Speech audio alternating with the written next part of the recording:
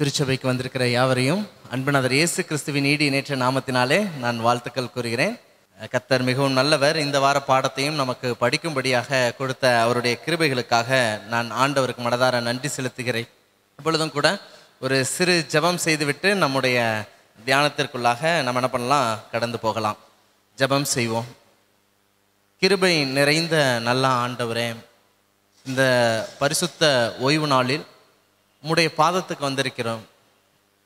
அன்றைக்கு ஆசரிப்பு கூடாரத்தில் பிரகாசித்த அந்த வெளிச்சம் இன்றைக்கு ஆசரிப்பு கூடாரத்தில் இருக்கும் எங்கள் இதயத்திலும் பிரகாசிக்க பண்ண வேண்டுமாய் நாங்கள் ஜெபிக்கிறோம்.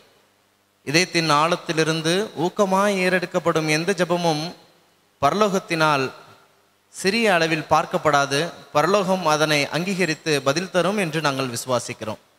பரலோகத்தின் தேவன் இப்பொழுது ஜெபிக்கும் இந்த ஜெபத்திற்கு இப்பொழுதே பதில் தர வேண்டுமாயும், ஆவியானோருடைய ஒத்தாசை தர வேண்டுமாயும், மேலுமாக சத்தியத்தினுடைய காரியங்களை புரிந்து கொள்வதற்கான சிந்தனை திறனை தர வேண்டுமாய் ஜெபிக்கிறோம். வரத்தடைப்பட்ட பிள்ளைகளையும் சீக்கிரமாய் கூட்டிச் சேர்க்க வேண்டுமாய் ஜெபிக்கிறோம். இணையத்தில் இணைந்தவர்களையும் ஆசீர்வதிக்க வேண்டுமாய் ஜெபிக்கிறோம். இயேசுவின் நாமத்தில் ஜெபிக்கிறோம். ஜெபங்களும் நல்ல பிதாவே, ஆமென். இன்றைக்கு இந்த வாரம்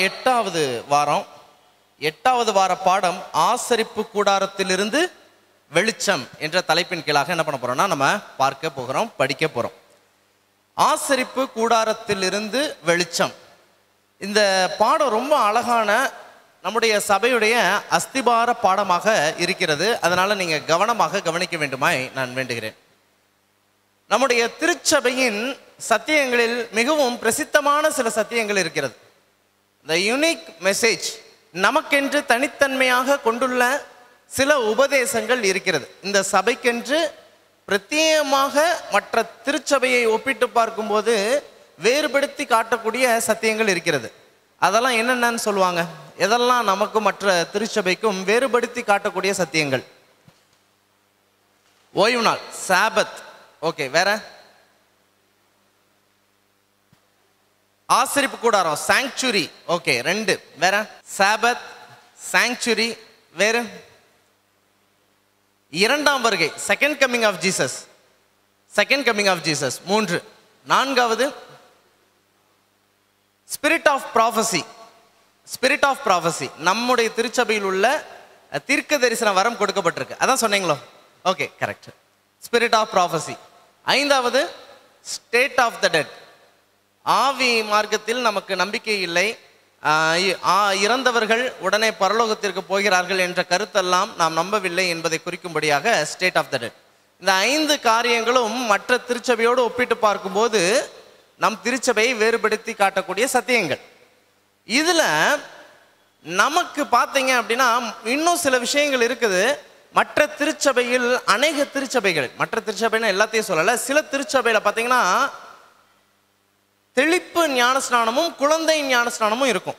தெளிப்பு ஞானஸ்நானமும் குழந்தை ஞானஸ்நானம். சிலர் தெளிப்பு ஞானஸ்நானம் செய்யக்கூடிய ப்ராட்டஸ்டன்ட் திருச்சபைகளும் இருக்குது.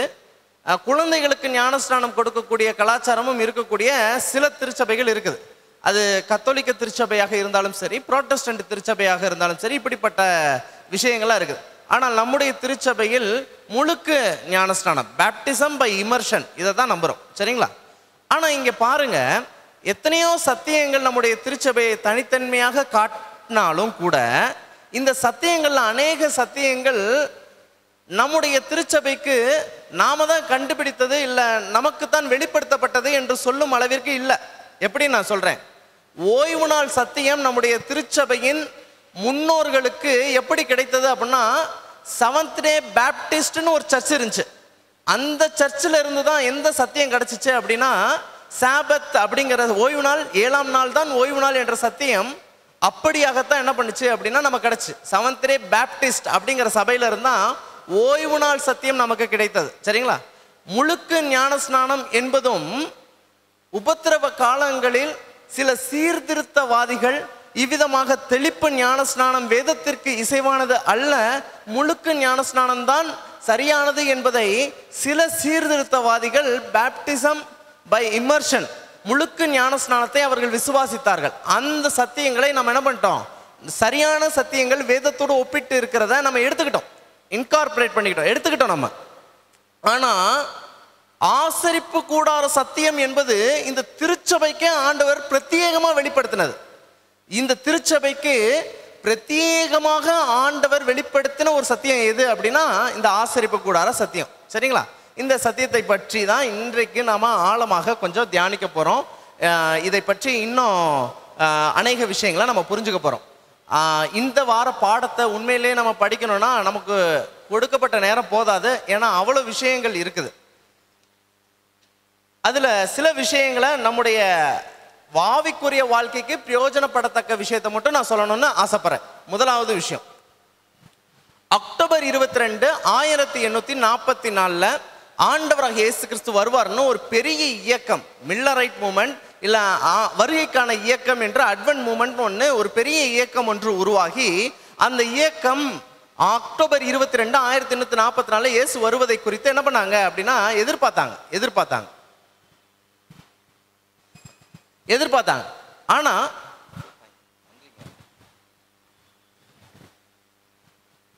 எதிர்பார்த்தாங்க. ஆனா இயேசு அக்டோபர் 22, 1844 பூமியை சுத்திகரிப்பதற்கு என்ன பண்ணல, வரல. அப்ப அநேகர் என்ன பண்ணிட்டாங்க அப்படின்னா துவண்டு போயிட்டாங்க.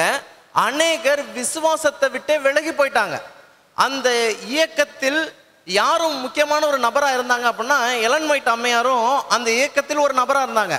எலன் ஒயிட் அம்மையார் இதை பற்றி அந்த நேரத்தில் இருந்த மனநிலையை பற்றி சொல்லும்போது சொல்றாங்க, வேதம் என்பது உண்மைதானா, வேதம் நம்பத்தகுந்த ஒரு புத்தகம் தானா, இயேசுவின் 2ஆம் வருகை நம்பத்தகுந்த ஒரு விஷயம் தானா அப்படின்னு கேள்வி எழுப்பும் அளவிற்கு சந்தேகத்திற்குரிய ஒரு நிகழ்வாக அக்டோபர் 22, 1844 அநேகருக்கு என்ன பண்ணிருச்சான், கொண்டு வந்துச்சான்.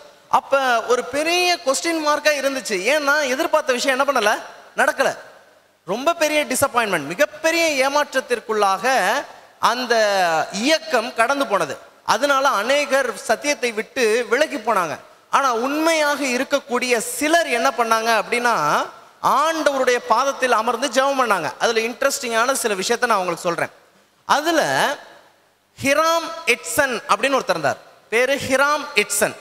இந்த ஹிராம் எட்சனும் அவருடைய சில நண்பர்களும் அக்டோபர் 23, 1844 அடுத்த நாள் என்ன பண்றாங்க அப்படின்னா அவருடைய சோலை வயல் ஒன்று இருக்குது, சோலை வயல் இருக்கு. அந்த வயலுக்கு நடுவில் ஒரு கூடாரம், ஒருவேளை அந்த கருவிகள்லாம் வைக்கப்படக்கூடிய ஒரு சிறிய கூடாரம் ஒன்று இருக்கு. அந்த கூடாரத்தில் என்ன பண்றாங்க அப்படின்னா ஜெபம் பண்றாங்க. யார் அப்படின்னா டாக்டர் ஹன் அப்படின்னு ஒருத்தர் இருக்கிறார், HAHN. சரிங்களா? இதை எப்படி நீங்க ப்ரொனவுன்ஸ் பண்ணுமோ பார்த்துக்கோங்க. ஹிராம் எட்சன், டாக்டர் ஹன், அதுக்கப்புறம் பார்த்தீங்க அப்படின்னா ORL க்ளோசியர் அப்படின்னு ஒருத்தர் இருக்கிறார், ORL க்ளோசியர். இந்த 3 பேரும் சேர்ந்து என்ன பண்றாங்கன்னா ஜெபம் பண்றாங்க. ஆண்டவரே, நாங்க வேதத்தின் படிதான இந்த காரியங்களை எல்லாத்தையும் நாங்க கத்துக்கிட்டோம், வேதத்தின் படிதான் நாங்க தாகத்தோட காத்துட்டு இருந்தோம், ஏன் இப்படி நடந்துச்சு இந்த ஏமாற்றம் அப்படிங்கிறத என்ன பண்ணாங்கன்னா ரொம்ப ஏக்கத்தோட அவங்க ஜெபம் பண்ணாங்க. ஊக்கமா ஜெபம் பண்ணும்போது அந்த ஜெபத்தை முடித்து விட்டு அந்த சோலை வயலில் ஹிராம் எட்சனும் க்ளோசியரும் சேர்ந்து என்ன பண்ணாங்கன்னா நடந்து போய்கிட்டு இருந்தாங்க. நடந்து போய்கிட்டு இருக்கும்போது திடீரென்று ஹிராம் எட்சனுக்கு வானத்துல ஒரு தரிசனமாக ஒரு காரியம் காட்டப்பட்டது. என்ன காரியம் காட்டப்பட்டது அப்படின்னா பரலோகத்தில் உள்ள மகா பரிசுத்த ஸ்தலத்தில் உள்ள உடன்படிக்கை பெட்டியும் அந்த உடன்படிக்கை பெட்டிக்கு முன்பாக பிரதான ஆசாரியனின் உடை அணிந்த இயேசுவையும் அவர் என்ன பண்றாருன்னா காட்டுறாரு. அப்ப போய்கிட்டே இருக்கும்போது திடீர்னு அவர் நின்று வானத்தை பார்த்துக்கிட்டே இருக்கும்போது க்ளோசியர் என்ன பண்றாரு அப்படின்னா என்ன பாக்குறீங்க, என்ன விஷயம் என்ன நின்றுகிட்டே இருக்கீங்கன்னு சொல்லிட்டு இவருக்கு தெரியல. இவர் என்ன பண்றாருன்னா அவரை கேட்கிறாரு. ஒரு ஃபியூ மினிட்ஸ் அவருக்கு என்ன பண்ணுதுன்னா அந்த விஷயம் அவர் காட்டப்படுது. அப்பதான் நம்ம காலையில ஜெபம் பண்ணதுக்கான பதில், கூடாரத்தில் ஜெபம் பண்ணதுக்கான பதில் கிடைச்சிருச்சு.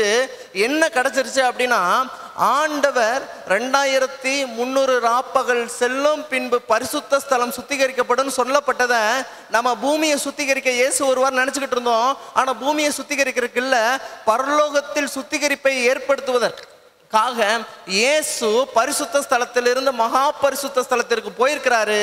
இனிமே நாம என்ன படிக்கணும் அப்படின்னா ஆசரிப்பு கூடாரத்தை பத்தி நம்ம படிக்கணும் அப்படின்னு சொல்லிட்டு அதுக்கு அப்புறம் தான் டே அண்ட் நைட், இரவும் பகலும் எதை உட்காந்து படிக்க ஆரம்பிச்சாங்க அப்படின்னா ஆசரிப்பு கூடார சத்தியத்தை படிக்க ஆரம்பிச்சாங்க. அந்த ஆசரிப்பு கூடாரத்தின் சத்தியத்தை படிச்சதுக்கு அப்புறம் கிளாசியர், அந்த ஹிராம் எட்சன் கூட இருந்தார்ல கிளாசியர், அவர் என்ன பண்ணார்னா ஒரு புஸ்தகம் எழுதினார். அந்த புஸ்தகத்துக்கு பேரு லா ஆஃப் மோசஸ். பின் நாட்கள்ல அந்த புஸ்தகத்தை சாங்சுரி, ஆசரிப்பு கூடாரம் சொல்லிட்டு என்ன பண்ணாங்கன்னா இது பண்ணி மாபெரும் ஏமாற்றத்திற்கு பின்னான கருத்து என்ன அப்படின்னு சொல்லிட்டு ஆசரிப்பு கூடார சத்தியத்தை என்ன பண்ணாங்கன்னா அச்சிட்டு கொடுக்க ஆரம்பிச்சாங்க.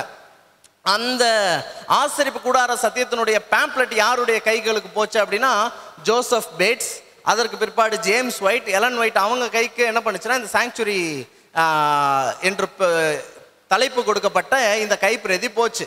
அப்புறம் பார்த்தீங்க அப்படின்னா பிப்ரவரி மாதம் 1845, கரெக்டாக ஒரு வருஷம் கழிச்சு, அடுத்த வருஷம் 45 பிப்ரவரி மாதத்தில் எலன் ஒயிட் அம்மையாருக்கு ஒரு தரிசனம் காட்டப்படுது. அந்த தரிசனத்தில் பார்த்தீங்க அப்படின்னா பரலோகத்தில் உள்ள ஆசரிப்பு கூடாரம் காட்டப்படுது. அந்த ஆசரிப்பு கூடாரத்தில் பார்த்தீங்க அப்படின்னா மகா பரிசுத்த ஸ்தலத்தின் திரைச்சீலை திறக்கப்பட்டபடி அங்கே உடன்படிக்கை பெட்டி காட்டப்படுது. அந்த உடன்படிக்கை பெட்டியில விசேஷமா என்ன காட்டப்படுதுன்னா 10 கட்டளைகள் காட்டப்படுது. அந்த 10 கட்டளைகள்லையும் பார்த்தீங்க அப்படின்னா முதல் 4 கட்டளைகள் மிகவும் பிரதானமான வெளிச்சத்தோடு ரொம்ப பிரகாசமா இருந்திருக்கு. அதுல 4வது கட்டளை இன்னும் பிரகாசமாக காட்டப்பட்டிருக்கு. அப்பதான் இளஞ்சுவைட்ட அம்மையார் வந்து பரலோகத்தில் உள்ள ஆசரிப்பு கூடாரத்தை பற்றியும் அதற்குள்ளாக மகா பரிசுத்த ஸ்தலத்தை பற்றியும் அதற்குள்ளாக உடன்படிக்கை பெட்டி இருக்கிறத பற்றியும் அதற்கு பிற்பாடு ஓய்வு நாளின் முக்கியத்துவத்தை பற்றியும் என்ன பண்றாங்கன்னா புரிந்து கொள்ள ஆரம்பிக்கிறாங்க.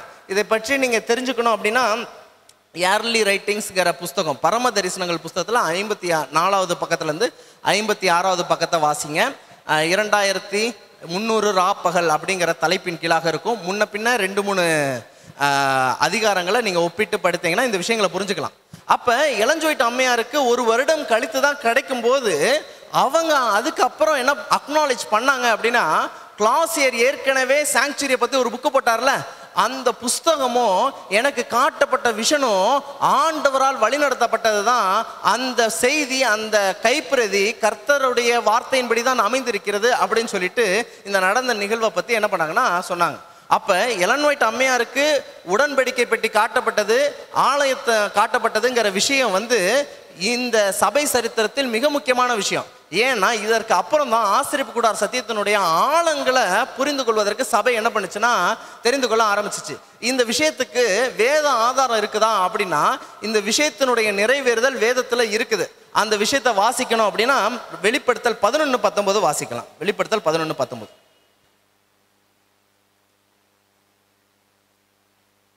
வெளிப்படுத்தல் 11:19 நான் வாசிக்கிறேன்.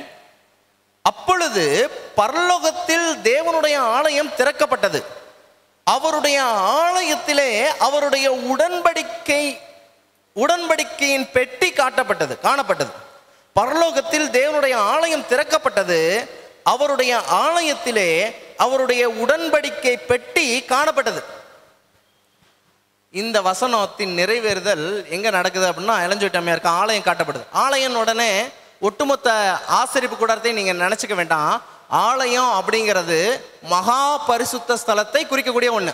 எப்படி நான் அதை சொல்றேன் அப்படின்னா இந்த ஆலயம் திறந்த உடனே எது காட்டப்பட்டிருக்கு? உடன்படிக்கை பெட்டி காட்டப்பட்டிருக்கு. அப்ப முற்றிலுமாக நீங்க பாத்தீங்க அப்படின்னா ஆசரிப்பு கூடாரத்துல எந்த திரைச்சிலையை திறந்த உடனே உடன்படிக்கை பெட்டி காட்டப்படும் அப்படின்னா மகா பரிசுத்தலம். அப்ப ஆலயம் திறக்கப்பட்டது அப்படின்னா ரொம்ப நாளா பூட்டி வச்சிருக்காங்க, திறந்தாங்க அப்படி அர்த்தம் கிடையாது. மகா பரிசுத்த ஸ்தலத்தில் ஒரு மிக முக்கியமான காரியத்துக்காக மகா பரிசுத்த ஸ்தலங்கிறது ஆலயமாக குறிக்கப்பட்டிருக்கு. அது திறக்கப்பட்ட உடனே உடன்படிக்கை பெட்டி காட்டப்பட்டிருக்கு. அதனாலதான் 10 கற்பனையின் வெளிச்சமோ ஓய்வு நாள் கற்பனையினுடைய வெளிச்சமோ யாருக்கு அதிகமாக காட்டப்பட்டது அப்படின்னா இந்த வருகை இயக்கத்தில் இருந்து யாரெல்லாம் ஆசரிப்பு கூடாரத்தை நோக்கி இயேசு பிரவேசித்த அந்த மகா பரிசுத்தலத்தை நோக்கி பார்த்தாங்களோ அவங்களுக்கு தான் இந்த 10 பிரமாணத்தின் வெளிச்சமோ ஓய்வு நாள் பிரமாணத்தினுடைய வெளிச்சமோ என்ன பண்ணப்பட்டுச்சு? காட்டப்பட்டுச்சு. அதனால இது ரொம்ப ரொம்ப முக்கியம். மற்ற சத்தியங்கள், அநேக சத்தியங்கள் மற்ற திருச்சபையில், even state of the dead doctrine, அநேக திருச்சபையில் அநேக திருச்சபையில் நாம் விசுவாசிக்கக்கூடிய இந்த மரித்தோரின் நிலையை பற்றின நிலையை ரொம்ப பேர் என்ன பண்ணியிருக்கிறாங்கன்னா புரிந்து வச்சிருக்கிறாங்க. அதே மாதிரி முழுக்க ஞானஸ்நானத்தை ரொம்ப பேர் என்ன பண்ணியிருக்கிறாங்க, புரிஞ்சு வச்சிருக்கிறாங்க. அப்படிப்பட்ட ரொம்ப விஷயங்கள் மற்ற திருச்சபைகள் வெளிப்படுத்தாலும், ஆனா ஆசரிப்பு கூட சத்தியத்தை ஆண்டவர் பிரத்யேகமா நமக்கு என்ன பண்றாங்கன்னா காண்பித்திருக்கிறாங்கிறத நம்ம முழுமையாக என்ன பண்ணிக்கணும்னா புரிந்து கொள்ள வேண்டும். இந்த ஆசரிப்பு கூடாரத்தை புரிஞ்சுக்கணும். ஓகே, ஒரு பக்கம் இந்த ஆசரிப்பு கூடாரம் மகாபரிசுத்தத்துல ஆண்டவர் ஊழியத்தை ஸ்டார்ட் பண்ணிட்டாரு. ஓகே, நம்முடைய பங்கு என்ன அப்படிங்கிறத நாம் புரிந்து கொள்வதற்கு feast days, 7 feast days, Hebrew feast days, அதாவது எபிரேயர்களின் 7 பண்டிகை நாட்களை பற்றி புரிஞ்சுக்கணும். இந்த பண்டிகை நாட்களை நம்ம புரிஞ்சுக்கிட்டோம் அப்படின்னா நம்ம எளிமையாக இந்த நாள் பாடத்தை நம்ம புரிஞ்சுக்கலாம். இந்த பாடத்தை நம்ம புரிந்து கொண்டோம் அப்படின்னா இந்த பாடம் நம்முடைய வாழ்க்கையில் மிக முக்கியமான மாற்றத்தையும் தாக்கத்தையும் ஏற்படுத்தும்னு நான் நம்புகிறேன். நான் உங்களுக்கு எளிமையாக இந்த 7 பண்டிகைகளை நான் எழுதுகிறேன். இதில் ரொம்ப முக்கியமான விஷயம் இருக்குது, அதை கூர்மையாக நம்ம என்ன பண்ணலாம் கவனிச்சுக்கலாம். சரிங்களா? ஓகே, நடுவில் ஒரு கோடு போட்டுறேன், நல்லா கவனி. எபிரேயர்களுடைய முதலாவது பண்டிகை என்ன பண்டிகை? முதலாவது பண்டிகை பஸ்கா பண்டிகை. சரிங்களா? பஸ்கா. இரண்டாவது பண்டிகை என்னன்னு தெரியுமா? புளிப்பில்லா அப்பா பண்டிகை. சரிங்களா? புளிப்பில்லா அப்பா பண்டிகை. மூணாவது என்ன பண்டிகை? அசைவாட்டும் பண்டிகை, முதற்பலன் பண்டிகைன்னு என்ன பண்ணலாம் சொல்லலாம். ஓகே, மூணாவது முதற்பலன் பண்டிகை. நாலாவது என்ன பண்டிகை? பெந்தைக்கோஸ்தே பண்டிகை. சரிங்களா? அஞ்சாவது பண்டிகை என்னன்னு தெரியுமா? அஞ்சாவது பண்டிகை எக்கால பண்டிகை. சரிங்களா? சரி. ஆறாவது பாவ நிவாரண பண்டிகை. ஏழாவது கூடார பண்டிகை. சரி, நல்லா கவனிங்க. 7 பண்டிகைகள் இருக்கு. சரிங்களா? இந்த 7 பண்டிகையில் 6வது பண்டிகையை பற்றி தான் நம்ம பார்க்க போகிறோம் இன்னைக்கு. சரிங்களா? இந்த 6வது பண்டிகையை பற்றி நம்ம பார்க்கணும் அப்படின்னா இந்த 7 பண்டிகையை பற்றியும் மேலோட்டமாக தெரிந்து கொள்வது அவசியம், கட்டாயம். சரிங்களா? ஏன் கட்டாயங்கிறத நம்ம படித்து முடிக்கும் போது நீங்கள் தெரிஞ்சுக்குவீங்க. சரிங்களா? ஓகே. பஸ்கா பண்டிகை அப்போது பஸ்கா ஆட்டை என்ன பண்ணுவாங்கன்னா பலி கொடுப்பாங்க. சரிங்களா? இது முதலாம் மாதம் 14ஆம் தேதியில் நடக்கும். 14 of the first month of Hebrew calendar. எபிரேயருடைய கேலண்டர் படி அவர்களுடைய முதலாவது மாதம் 14ஆம் தேதியில் பஸ்கா பண்டிகை கொண்டாடுவாங்க. இந்த பஸ்கா பண்டிகையில் பஸ்கா ஆடு பலியாவது போல இயேசுவும் பஸ்கா ஆடாக பலியானார். புரியுதுங்களா? பஸ்கா பண்டிகை நிறைவேறுதல் இயேசு. இந்த எல்லா பண்டிகையோட நிறைவேறுதல் இயேசு தான். பஸ்கா பண்டிகையில் பஸ்கா ஆடு போன்று பலியானது இயேசு. இந்த புளிப்பில்லா அப்பம், அப்பம் என்பது யாரை குறிக்கும்? ஜீவ அப்பம் யாரு? இயேசு. அது என்ன புளிப்பு இல்லா அப்பம் அப்படின்னா அது ஒன்றும் இல்லை. நல்லா கவனிங்க. இந்த புளிப்பில்லா அப்ப பண்டிகை பஸ்கா பண்டிகைக்கு அடுத்த நாள் கொண்டாடுவாங்க. 15ஆம் தேதியில் கொண்டாடுவாங்க. 14 பஸ்கா, 15 புளிப்பில்லா அப்ப பண்டிகை. புளிப்புங்கிறது பாவத்தை குறிக்கும். புளிப்பு என்பது என்ன, எதை குறிக்கும்? பாவத்தை குறிக்கும். நீங்கள் பரிசேயர்களுடைய புளிப்பை குறித்து என்ன பண்ணுங்க, எச்சரிக்கையாக இருங்க. புளித்த மாவை குறித்து எச்சரிக்கையாக இருங்கன்னு சொல்கிறார். அதாவது அவர்களுடைய ஃபால்ஸ் டாக்ட்ரின்ஸ், அதை பற்றி நீங்கள் எச்சரிக்கையாக இருங்கன்னு ஆண்டவர் சொல்கிறார். அப்போ புளிப்பு என்பது பாவத்தை குறிக்கும். சரிங்களா? அப்போ புளிப்பு இல்லாத அப்பம் அப்படின்னா பாவம் இல்லாத அப்பமா யார் இருந்தார்? இயேசு இருந்தார். இந்த பண்டிகை எப்படி கொண்டாடுவாங்கன்னா இந்த பண்டிகையின் போது வீட்டில் புளிப்பு இருக்கக்கூடிய எந்த விஷயம் இருக்காது. என்ன புளிப்பெல்லாம் இருக்கும் அப்படின்னா புளிச்ச தயிரா வீட்டில் இருக்காது. சரிங்களா? புளிப்பு கொடுக்கக்கூடிய புளியா அது இருக்காது. சரிங்களா? ஒரு கற்பனைக்கு நான் சொல்கிறேன், வேறு ஏதாவது புளிப்பாக இருக்கக்கூடிய டேஸ்ட்டில் இருக்கக்கூடிய எதுவுமே இருக்காது. அதை என்ன பண்ணுவாங்க அப்படின்னா தங்களுடைய வீட்டில் இருந்து முற்றிலுமாக என்ன பண்ணிடுவாங்க, அகற்றிடுவாங்க. இது ஒரு வீடு இல்லை, இஸ்ரவேல் தேசமே அந்த நாளில் தங்களுடைய தேசத்திலே புளிப்பு இருக்காது. புரியுதுங்களா? அப்போ இயேசு பஸ்காவாகிய ஆடாக மரித்த பிற்பாடு இந்த தேசத்தின் பாவத்தை முழுவதுமாக என்ன பண்ணிட்டாரு? நீக்கிவிட்டார். அவர் புளிப்பில்லாத அப்பமாக பாவம் முழுவதையும் நீக்கிவிட்டார். அவர் அந்த தேசத்துக்கு மட்டும் இல்லை, ஒட்டுமொத்த உலகத்திற்குமான மோட்சத்தை என்ன பண்ணியிருக்கிறாரு? ஏற்படுத்தியிருக்கிறாருங்கிறத நம்ம புரிஞ்சுக்கலாம். அப்போ புளிப்பில்லாத அப்பமும் யாரை தான் குறிக்குது? இயேசுவை குறிக்கிறது. புளிப்பு என்பது பாவம். பாவம் இல்லாத அப்பமாக அவர் மரித்தார். அவர் இந்த உலகத்திற்கான பாவத்திற்கான தீர்வை ஏற்படுத்தினாருங்கிறது இரண்டாவது பண்டிகை. மூணாவது பண்டிகை என்னன்னா முதற்பலன் பண்டிகை. முதற்பலன் இது என்னைக்கு நடக்கும்னா 16. நீங்கள் தமிழர் பண்டிகையில் பார்த்தீங்க அப்படின்னா இந்த ஜனவரி மாதம் தைப்பொங்கல், மாட்டுப்பொங்கல், காணும் பொங்கல் அப்படியே வரிசையாக வரும் பார்த்தீங்களா? அந்த மாதிரி எபிரேய கேலண்டரில் 14, 15, 16 பார்த்தீங்கன்னா என்ன வரும் அப்படின்னா இந்த பஸ்கா பண்டிகை, புளிப்பில்லா அப்ப பண்டிகை, முதற்பலன் பண்டிகை. முதற்பலன் பண்டிகையில் தான் விதைத்த எல்லா தானியத்திலையும் முதற்பலனை எங்கே கொண்டு போய் வைப்பாங்கன்னா ஆசரிப்பு கூடாரத்தில் கொண்டு போய் வைப்பாங்க.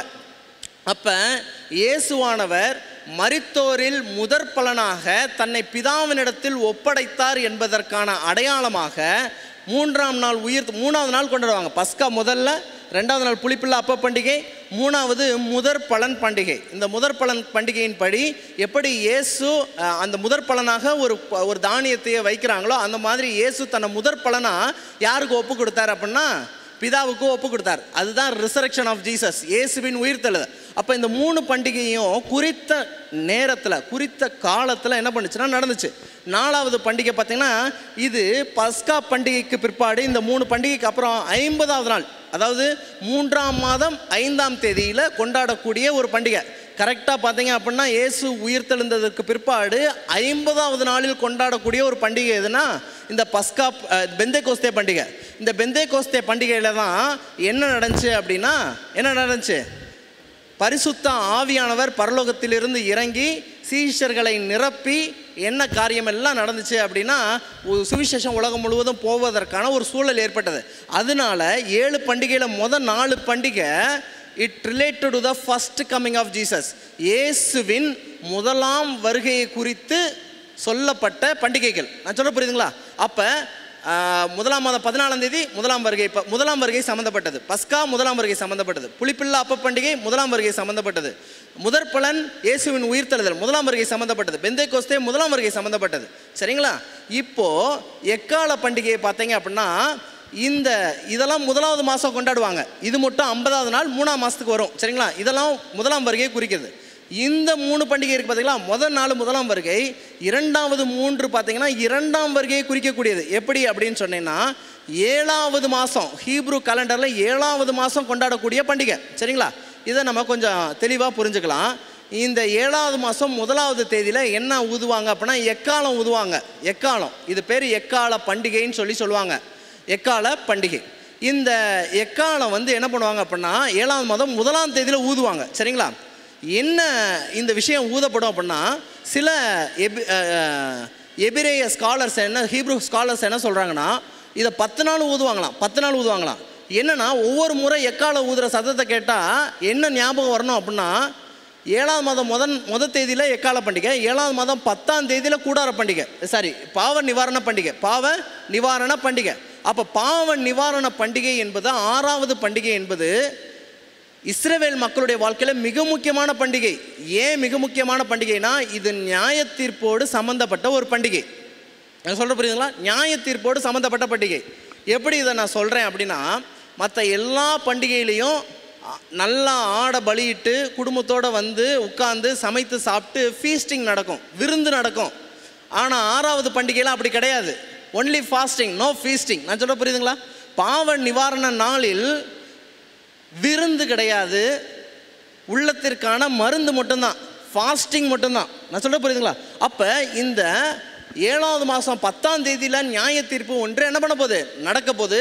அது ஒட்டுமொத்த இஸ்ரவேல் மக்களுக்கும் சேர்த்து என்ன பண்ணும், நடக்கும்.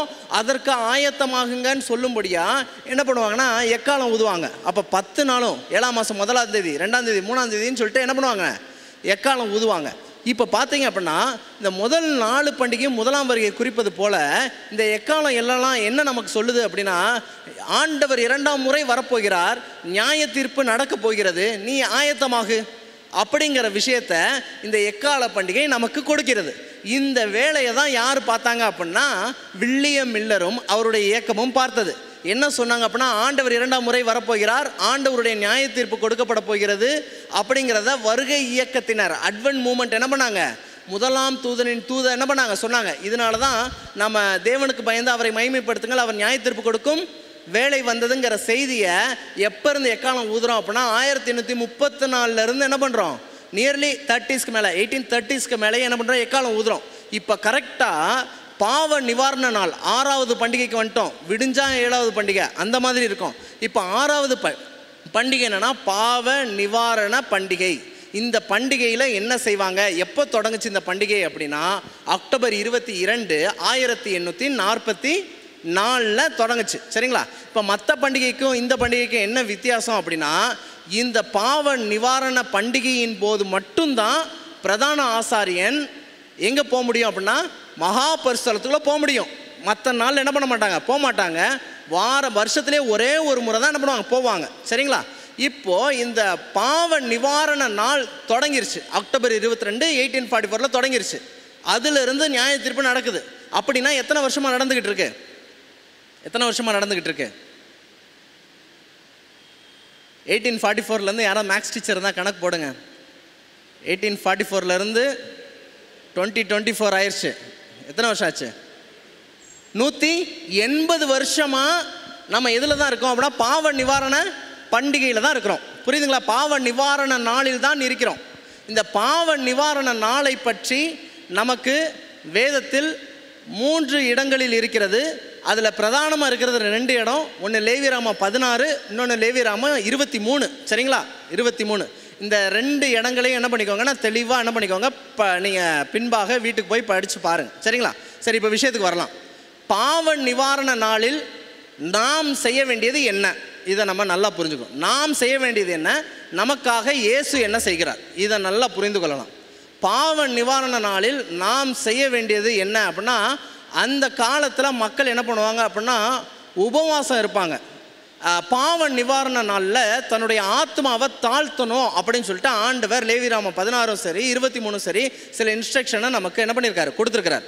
ஒரு மனிதன் தன்னை தாழ்த்த வேண்டும் என்றால் அவன் என்ன செய்ய வேண்டும் என்று வேதாகமம் கூறுகிறது. How to humble our self. நம்ம தாழ்த்தணும்னா என்ன பண்ணணும்?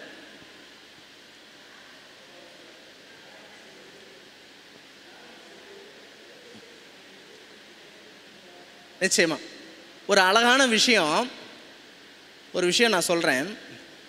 பைபிளில் தாழ்த்தின நபர்களுடைய பட்டியலில் ஒரு முக்கியமான நபர் யாருன்னா ஆகாப்.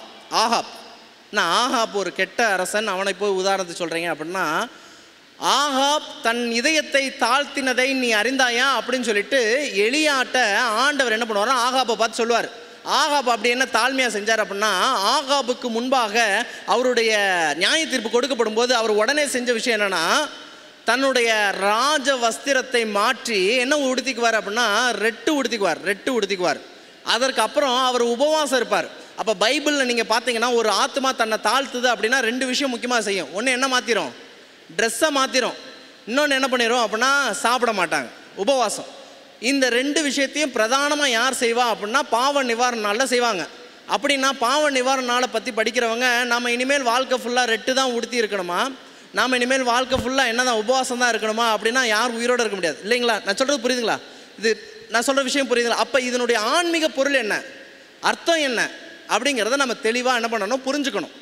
அப்படின்னா ஏன் உணவு உட்கொள்ளாத விஷயங்களை அங்கே வச்சிருக்கிறாரு அப்படின்னா, இந்த நம்முடைய சிந்தனை தெளிவாக இருந்தால்தான் ஆசரிப்பு கூடாரத்திற்கு உள்ளாக பிரதான ஆசாரியன் என்ன செய்கிறாருங்கிற சிந்தனை நமக்கு இருக்கும்.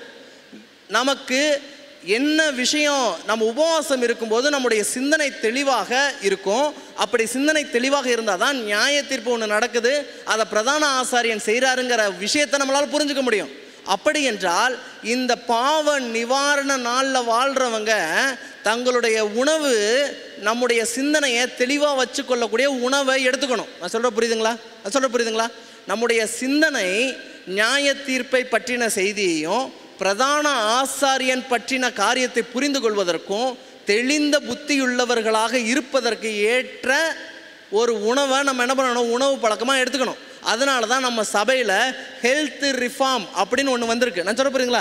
ஏன் உணவு ஆரோக்கியத்தை பற்றி சொல்கிறாருன்னா, நீ நல்லா இருந்தால் தானே உன் சிந்தனை நல்லாயிருக்கும், உன் சிந்தனை நல்லா இருந்தால் தானே நீ நியாயத்தீர்ப்புக்கு ரெடியாவ, நீ நியாயத்தீர்ப்புக்கு ரெடியானால் தானே உன் பிள்ளைகளையும் உன்னுடைய இனபந்துக்களையும் ரெடி பண்ணுவேன்னு சொல்லிட்டு ஏன் உணவின் மீதான புத்தகமாக போடுறாங்க, உணவை பற்றி ஆரோக்கிய செய்தி வைக்கிறாங்க அப்படின்னு சொல்லி பார்த்தீங்கன்னா, இந்த பாவ நிவாரண நாளில் ஒரு முக்கியமான பங்கு உணவு சம்பந்தப்பட்ட பங்கு.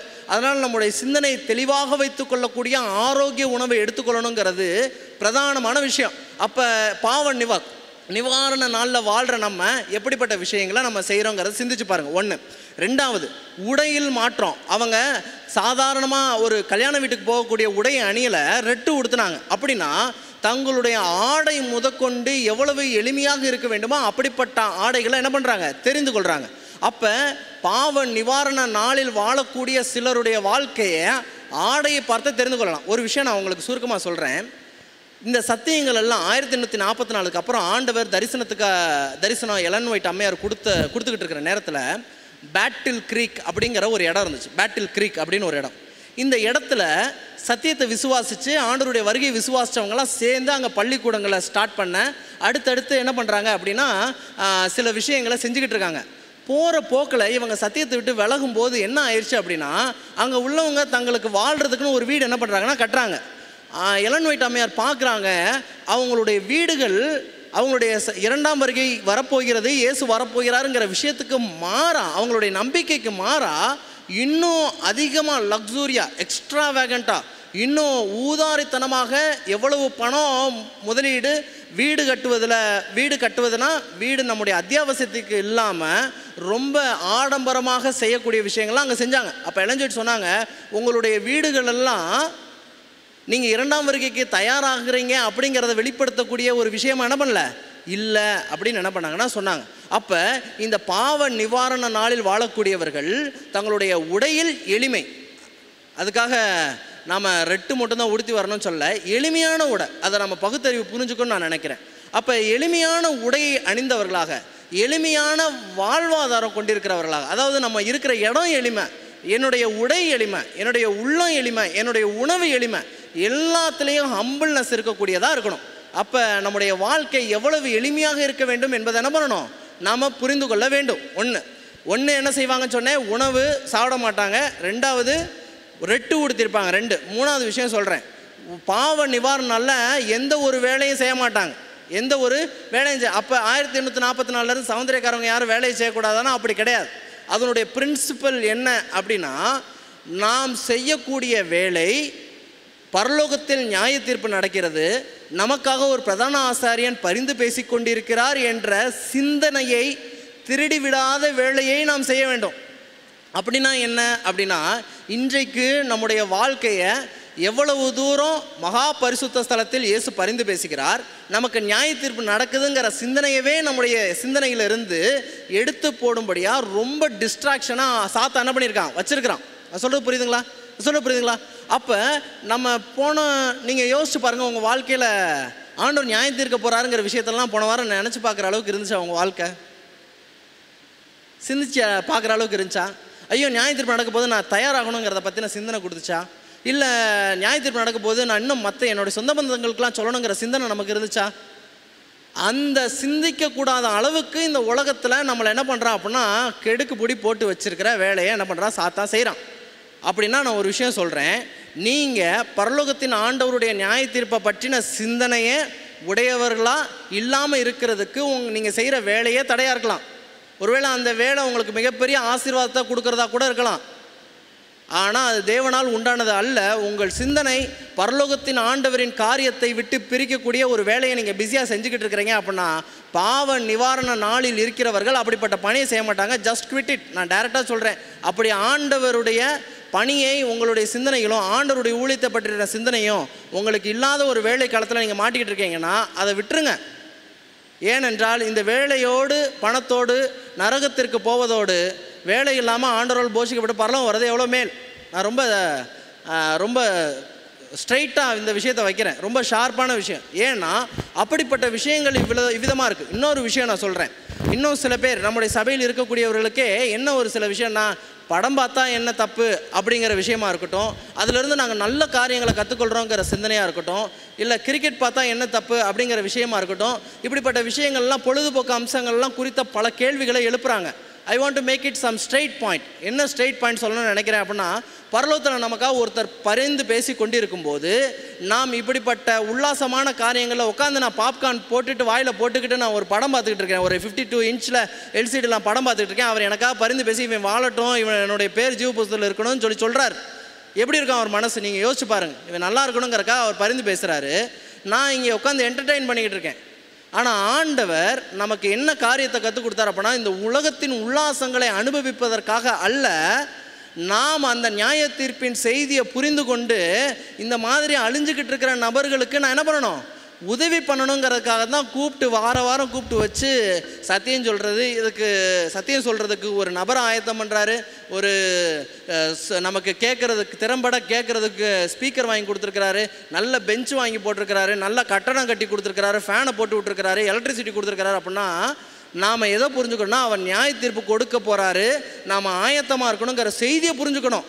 நம்ம வேலை நம்முடைய நியாய தீர்ப்பின் செய்தியை புரிஞ்சுக்க விடாத சிந்தனையை ஸ்டாப் பண்ணுறதா இருந்தால் அதை விட்டுருங்க. ஆண்டவர் உங்களை வழி நடத்துவார்.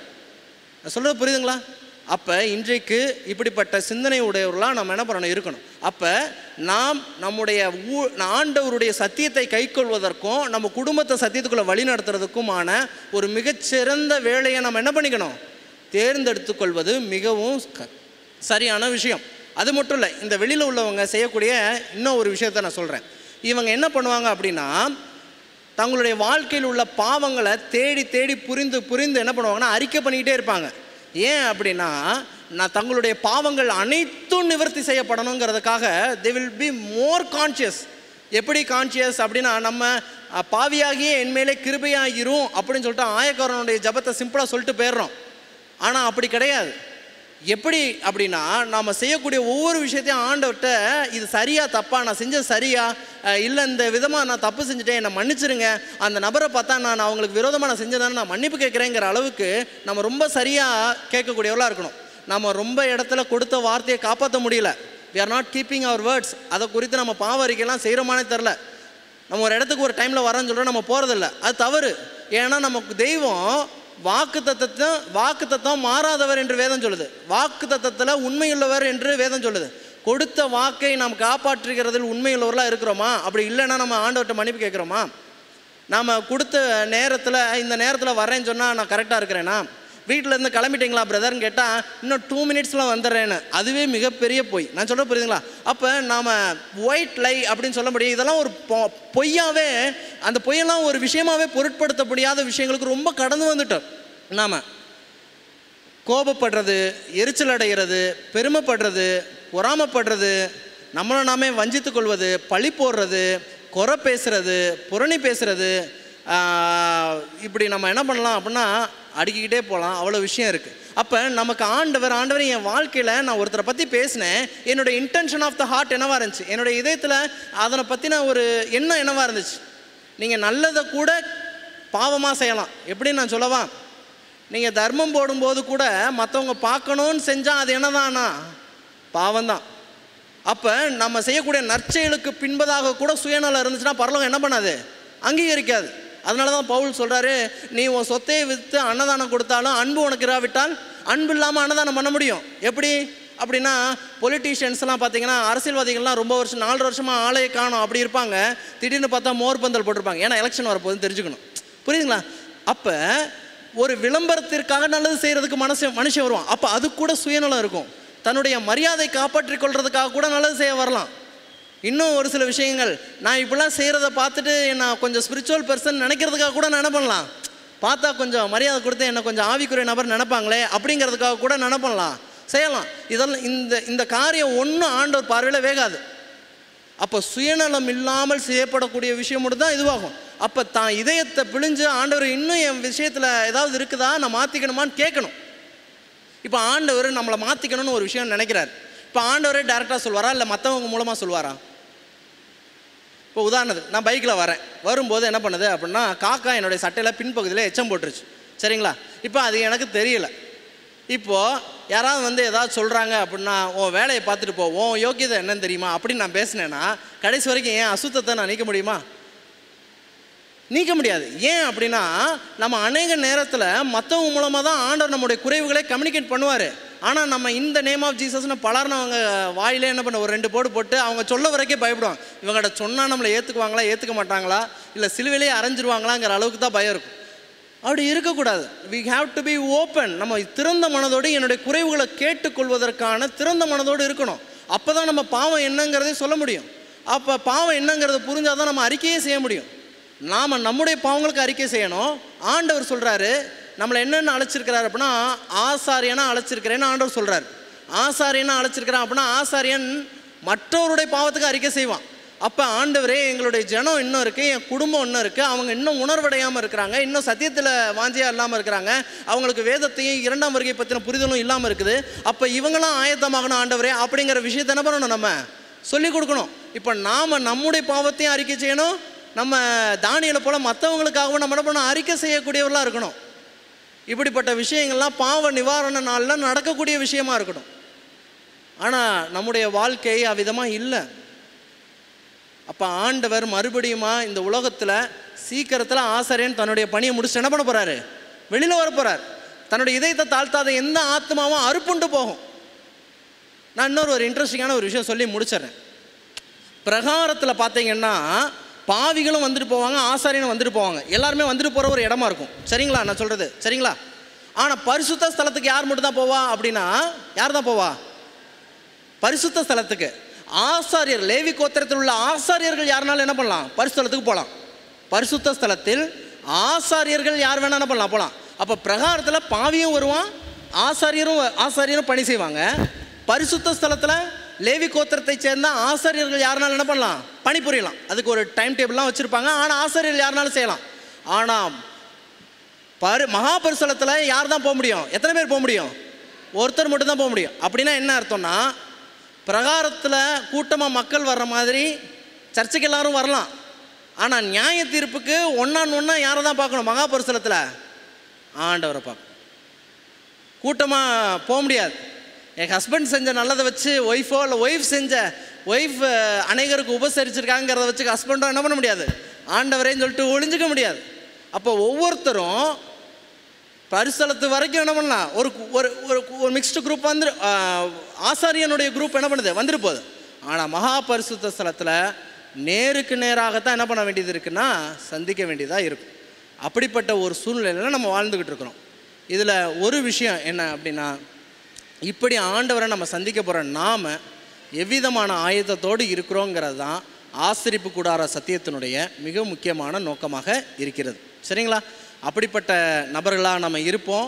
கர்த்தர் இந்த பாடத்தை உங்களுடைய இதயத்தில் விதைத்து அதை கிரியையாக உங்கள் வாழ்க்கையில் மாற்றுவார் என்று நான் நம்புகிறேன். இதை புரிந்து கொள்வதற்கு, இதை இன்னும் பரலோகத்தில் நடக்கக்கூடிய ஒரு விஷயத்தை புரிந்து கொள்வதற்கு ஒரு சின்ன பேம்ப்ளெட் வச்சுருக்கேன். ஒரே நிமிஷம்.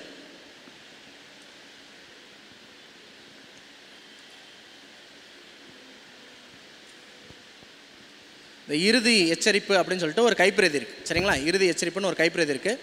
இது விசேஷமாக இந்த வாரத்தினுடைய கிரேட் கான்ட்ரவர்சி, மாபெரும் போராட்டம் புத்தகத்தில் அத்தியாயம் 28 கையாளப்பட்ட ஒரு பிரதி. இதை நீங்கள் வாசித்து இதனுடைய ஆழங்களை இன்னமும் என்ன பண்ணிக்கலாம்? தெரிந்து கொள்ளலாம். ஆண்டவர் நமக்காக பரிந்து பேசுகிறார். நியாய தீர்ப்பிலே நமக்காக பரிந்து பேசக்கூடிய ஒரு வழக்கறிஞர் இருக்கிறார். நமக்கு பரிவு காட்டக்கூடிய ஒரு நியாயாதிபதி இருக்கிறார். இந்த சலுகையிலையும் நம்ம பரலோகத்துக்கு போகலைன்னா இருக்கிறதுலே மோசம் யார் தான்? அதாவது வழக்கறிஞரும் நமக்கு சாதகம், நியாயாதிபதியும் நமக்கு சாதகம். நமக்கு பரிவு காட்டக்கூடியவங்களாக இருக்கிறாங்க. நம்மளை பிடித்திருக்கிற ஒரு டீச்சர் நம்ம பேப்பரை திருப்பினா எப்படி இருக்கும்? நான் சொல்கிற புரியுதுங்களா? அப்படிப்பட்ட ஒரு சலுகை இருக்குது. அதுதான் நியாய தீர்ப்பில் நமக்கு இருக்கக்கூடிய மிகப்பெரிய சலுகை. நமக்கு இரக்கம் காட்டக்கூடிய, நம்ம பலவீனத்தை புரிந்து கொள்ளக்கூடிய ஒரு நபர் இருக்கிறார். ஆனால் அங்கே அவரே வெறுக்கிற அளவுக்கு ஒரு நடக்கையாக நம்ம வாழ்க்கை இருக்குன்னா யாராலையும் தேத்த முடியாது அப்படின்னு சொல்லுவாங்களா, அந்த மாதிரி கதையாயிரும். அப்படி இல்லாதபடிக்கு ஆண்டவர் வரும்போது 2ஆம் வருகைக்கு பிரவேசிக்கத்தக்கதாக அவருடைய சலுகைகள் எல்லாம் பயன்படுத்தி கொள்ளக்கூடிய ஒரு நபராக நாம் இருப்போம். கர்த்தர் கொடுத்த நல் வாய்ப்புக்காக நான் நன்றி தெரிவித்துக் கொள்கிறேன். இது எல்லாரும் உங்களுடைய கரங்களுக்கு கொடுக்கும்படியாக நான் சகோதரரை கேட்டுக்கொள்கிறேன். நன்றி.